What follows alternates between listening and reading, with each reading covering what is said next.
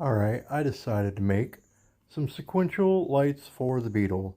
They don't make them, and I wanted dynamic startup lights and daytime running lights. My car didn't come with them. I bought some 11-inch universal sequential with the startups. I blacked out my housings after trying to integrate the lights to the inside of them. It was way too hard. I couldn't get the lens off. I knew I had another option. I was probably going to go that way anyway.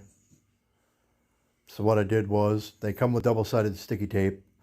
I trimmed the little edges down as much as I could to get them to be the right length. And then I set them up like this. Figured out which way they were going to need to run. Hooked them up to my battery to make sure they'd be blinking in the right direction and the dynamics would be the right direction. And there's only 3 wires. I'm gonna hook them directly into my blinker socket, and there'll be a video on that. But yeah, this took about an hour, and this here is them all mounted up. The double-sided sticky did not hold, so I ran some super duper Gorilla Glue. I zip tied these down for a night, and they held perfectly.